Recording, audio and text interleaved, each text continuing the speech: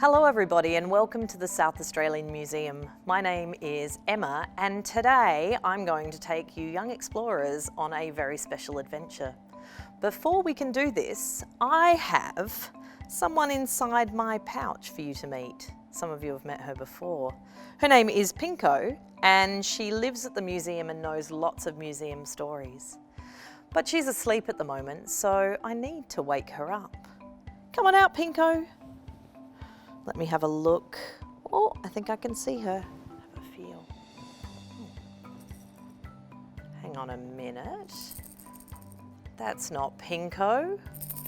Almost sounds like a snake, but it's actually a little maraca, a shaker. Let me see if I can find Pinko. I think I've got her. Come on out.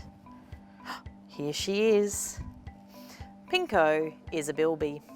Bilbies usually live in the bush, but she lives in the museum. And today she is going to take us on one of our favourite adventures. We are going to explore musical instruments. This is Pinko's shaker.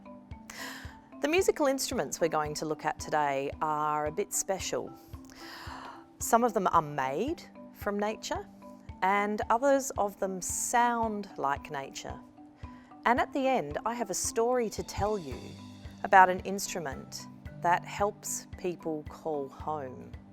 Okay, shall we begin? Pinko, you pop yourself over here. I'm going to pop the pouch away and get out my first instrument. Oh, it's big and heavy. This is a slit drum. And this drum comes from a place called Papua New Guinea. Where we are today in the Pacific Cultures Gallery, there are lots of things from Papua New Guinea. Now, this drum is made out of nature. Let me hold it this way and you can see if you can figure it out. Oh, it's long and wide. Let me tap on it. It's made out of wood. It's been hollowed out of a tree trunk. Would you like to hear how it sounds? Let me play it for you.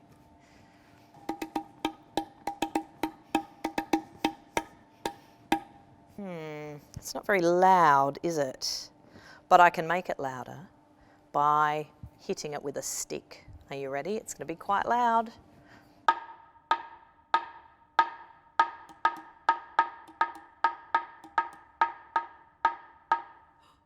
Super loud. This sort of drum is played at ceremonies and dances and sometimes even to call people in. So imagine if you heard the drum, you would know to come home if you were playing out somewhere. So a drum that is made of a tree trunk. Let me find another instrument for you. Here we go.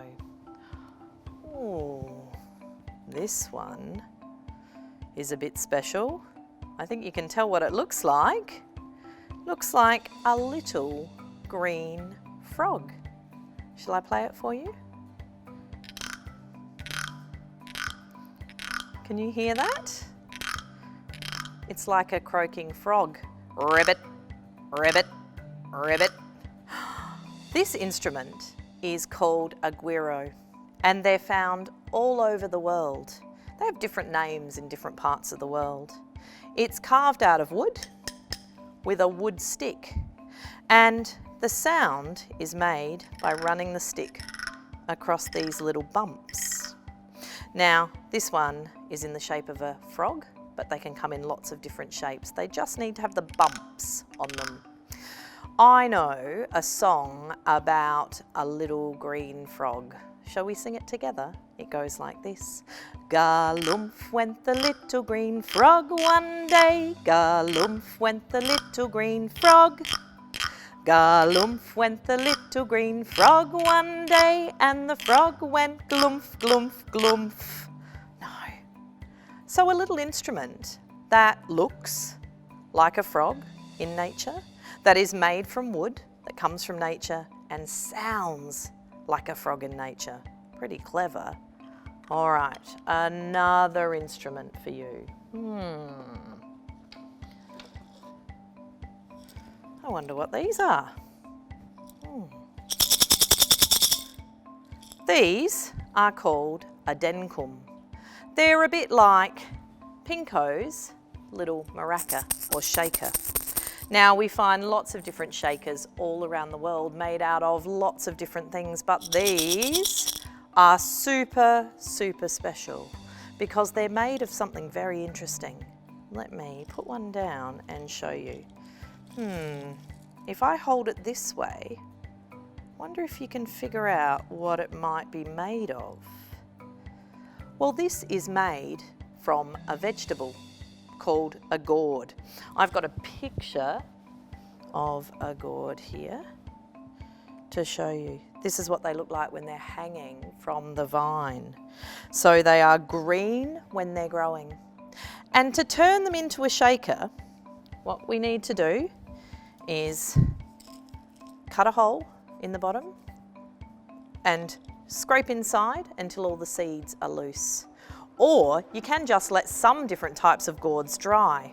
And when they dry, they get really, really, really hard. And the seeds inside rattle about, and that's what makes the sound. So an instrument made from nature, made from a vegetable. All right, another special instrument to show you. Have you seen these before?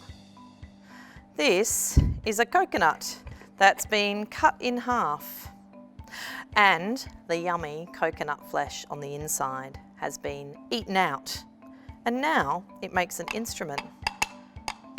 What do you think it sounds like? I think it sounds a little bit like horses clopping along. I've got a song about horses. It goes like this. Horsey, horsey, don't you stop.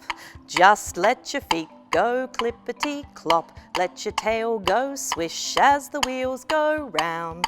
Giddy up, we're homeward bound.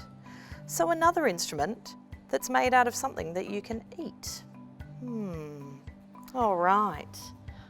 I have a very special instrument to show you. I wonder what it is. It's long and thin, but I don't see any holes to blow into. Let me have a look. Oh, no. Oh, wow, listen to that. What do you think it sounds like?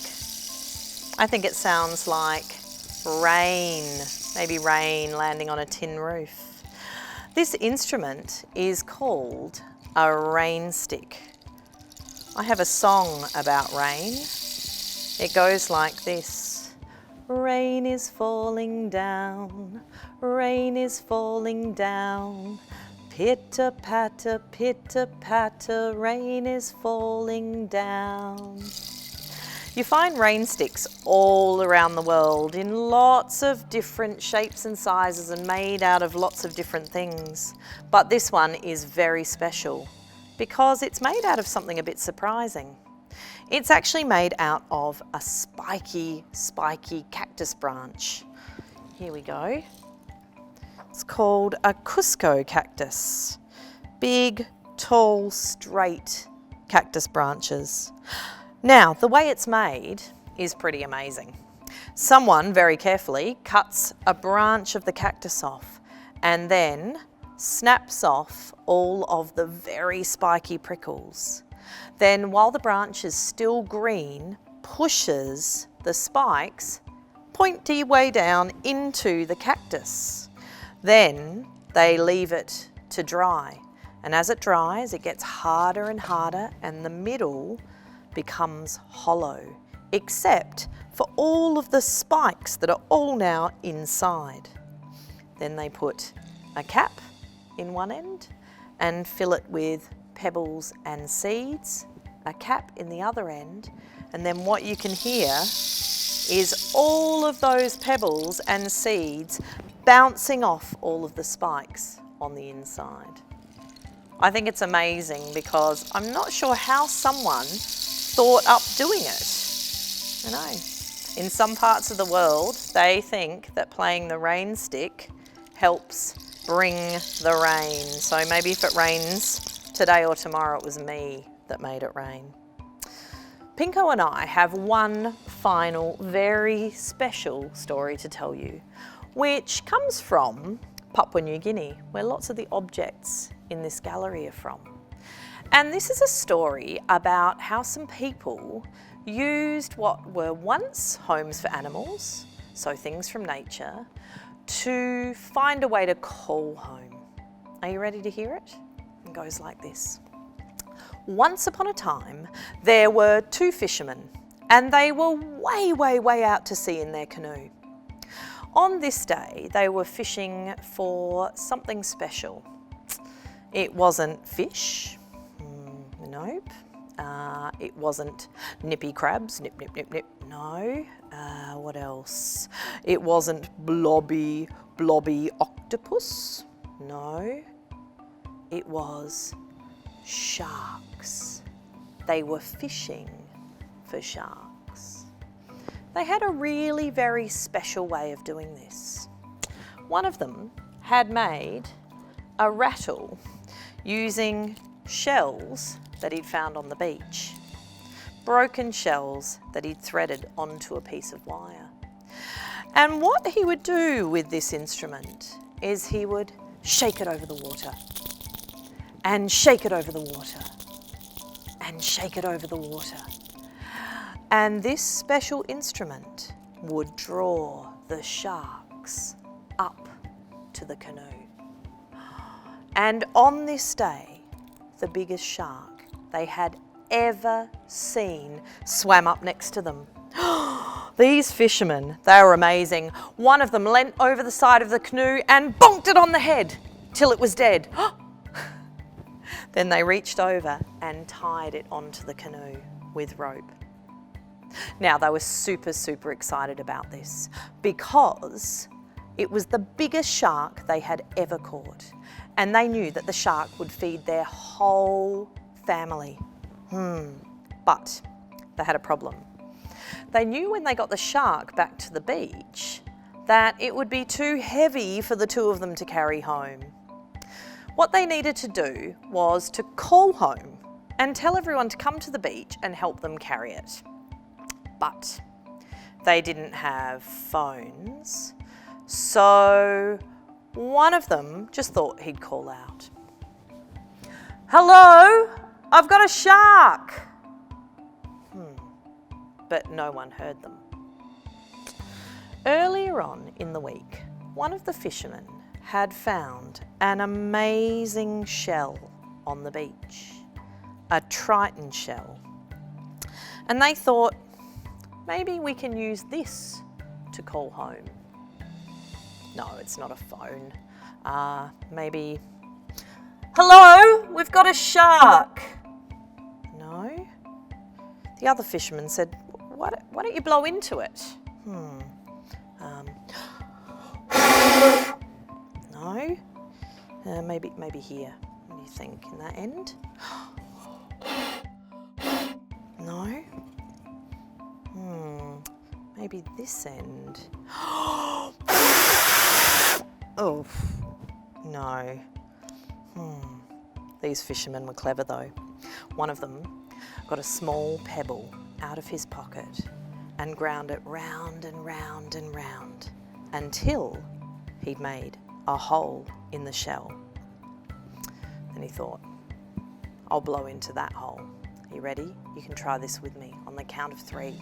1, 2, 3. See if you can blow really hard. 1, 2, 3. Oh, that's not great. Let's try again. Are you ready? Take a big deep breath. 1, 2, 3. Oh, a little bit better. One more go. Are you ready? 1, 2, 3.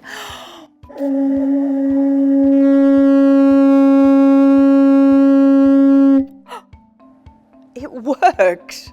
And do you know what happened?